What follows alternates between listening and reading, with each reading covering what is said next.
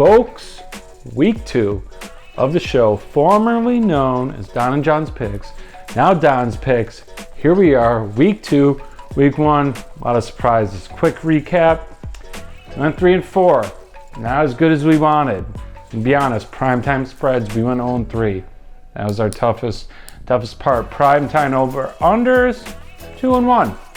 Take it. But most importantly, the luscious lock, where we make our money, where we put the most units down, it wins. Falcons minus 3.5. Easy. No sweat. Loved it. And that's, like I said, where we make our money. Everything else is just for fun. I really am feeling good about this week. And anyone that says, 0-3 on spreads in prime time is bad, bring back John. Don't. We're going to silence the haters this week. Don't even worry about it. All right, Thursday night football. We got Vikings at the Eagles. Spread is plus 6.5, favoring the Vikings, who just shockingly lost outright to the Bucs. But hey, that's how week 1 happens. There's shockers everywhere. Over under is 49, and you know what? We're gonna keep this pretty simple this week. I'm taking the Vikings. This line screams for me a public trap. Everyone's gonna say Eagles minus 6.5. That's easy. The Vikings, lost to the Bucs. They stink. A touchdown, that's easy. I'm taking the 6.5. I'm taking it. I think this is one of those games that they try to lure people in to taking the minus 6.5 because they're like, oh, a touchdown, that's a nice even football number. No, there's going to be a missed field goal. Something's going to happen. Vikings probably are going to lose, but they're going to cover plus 6.5. Over and under, taking the over. When I see a high number like this, 49, heading into week 2 after all the unders that cashed, I'm taking the over. I think this is going to be a point show. Let's keep it rolling. Let's keep it rolling to Sunday, where we're gonna pick the Bills. Oh my God. Speaking of shockers, we all saw what happened Monday. We don't have to talk about that. Vegas still thinks very highly of them, and they're big favorites this weekend.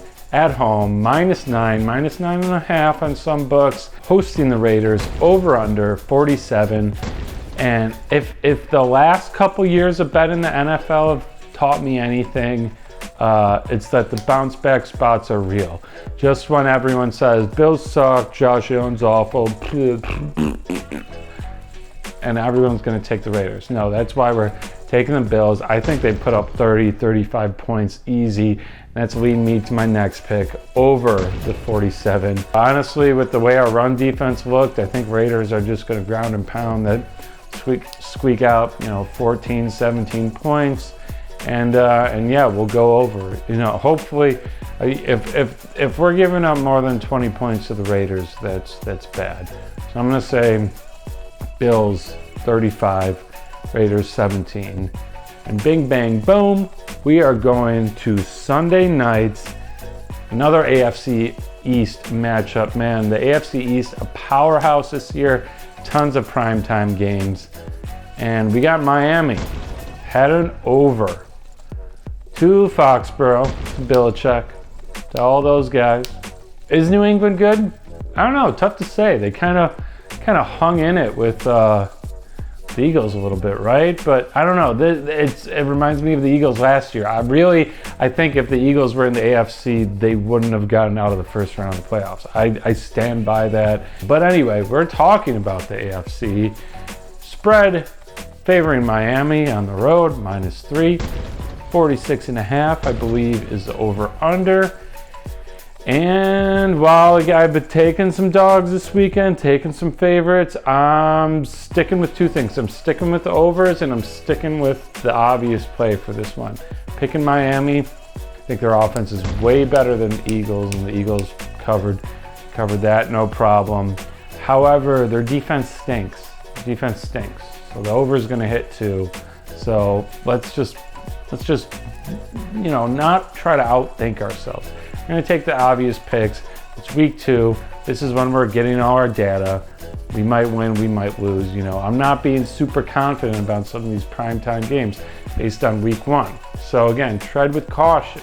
This is where we're amassing some data by like week 3, 4, just like last year. We're going to be firing. Okay, so take Miami -3, take the over 46.5, and then we are headed to, I think, my favorite night of football. I think my favorite night is Monday night because, you know, I don't have a gig the next day, not like Thursday. It's coming off of Sunday. Mondays usually are kind of my industry day, my off day, being a musician.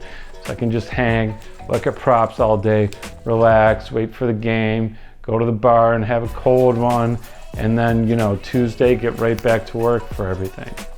We have an NFC South matchup featuring the Saints at the Panthers, who I faded last week. Spread is -3, favoring the Road Saints, over under 39.5. This one isn't easy because I know they're divisional rivals and anything can happen. We just saw that with the Bills Jets, just saw that with the Browns Bengals last week. Man, you know, I think with the Saints last weekend, we saw Derek Carr getting his feet wet. I already thought this was a great fit for him. He's going to be great with the Saints. And really, it's not that I think the Saints are that good. I really think the Panthers are that bad. He's going to get some points at least because I'm on the over. That's right. I'm pretty sure I'm on all overs this week. Yeah, that's the 4th over. Taking the over 40, over 39.5. Gotta do it. That one's easier for me. And Saints -3. You know what? I'm gonna take another road favorite. Why not? Again, we're amassing data. I don't know. I'm just doing what speaks obvious. There's so much of this league is being reshuffled with new guys, new places. That, you know what? We're just sending it. We're just sending it. And that should do it. And wait, what's that? My intern says there's another Monday night game? There's 2 Monday night games? Is that true? What the hell? What the hell? What the hell? What the hell? 2 Monday night games, an hour apart. All right, lucky us. I just said Monday night is my favorite night for football. I'm getting blessed with 2. Who's playing? What do we got? All right, you heard her. We got the Browns at the Steelers. Spread is only +2. Over under 38.5. Okay, wow, this is an interesting game. This, I think out of all the primetime games, this game and the Vikings one, they're looking at me the most funny.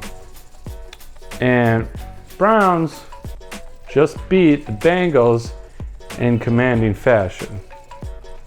Steelers just got embarrassed and blown out by the 49ers, and everyone thought that line was short. But now Steelers are only +2.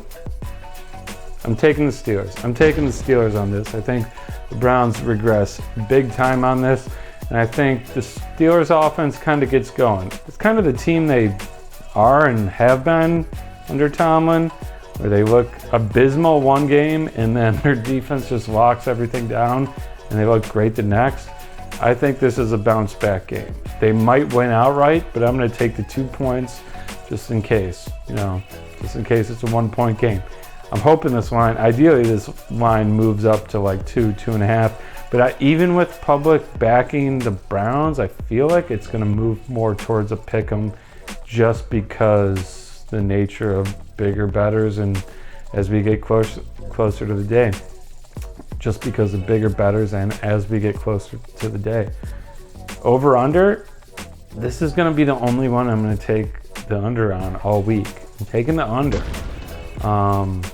It's with how low it is, and with the Browns kind of overperforming, I think, versus the Bengals in that weird weather game.